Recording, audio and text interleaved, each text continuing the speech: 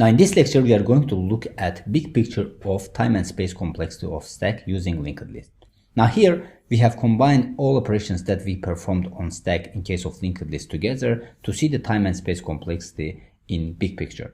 Now the first operation is creating stack. Now when we are creating stack using linked list, in this case, we are just initializing the head reference. So in this case, this will take O1 time complexity. Now the space complexity also will be O1 because here we are not inserting any element to the stack over here. Now the second method is push method. Now when we are pushing element to the stack, we are inserting element at the beginning of linked list. Now we know that when we are inserting an element at the beginning of linked list, it will take O1 time complexity. Now in each time when we are pushing elements to the stack, we are going to push one element, so that's why the space complexity will be O1. Now the next method is pop method. Now pop method works the way that we are returning top element and we are removing that element from the stack. Now in this case, in case of linked list, we are removing the first element from the stack and returning that element to the console.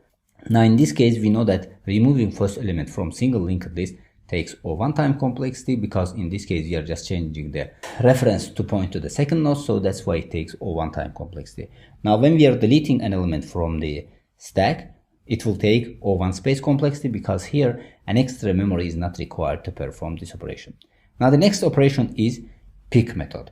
Now in case of pick method, we are returning on the top element without removing it.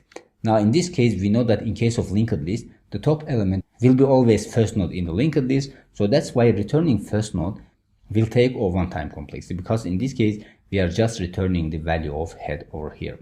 Now it's obvious that space complexity for this operation is O1 because here again an additional space is not required to perform this operation.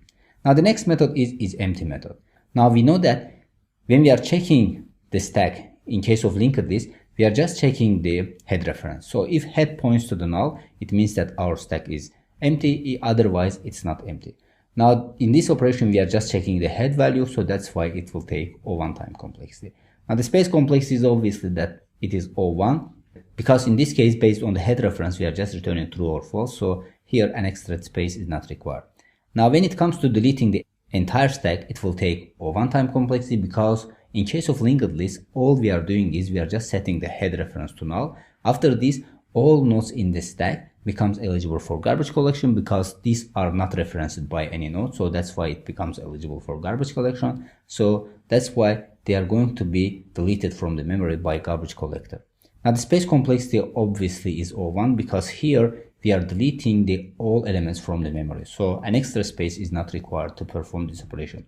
Now with this, we have finished the stack using linked list. Till now, I have explained these operations and show you how they are working in the memory, and we have implemented them in practice successfully. Now, hopefully everything is clear about these methods over here. Now, see you in the next lecture.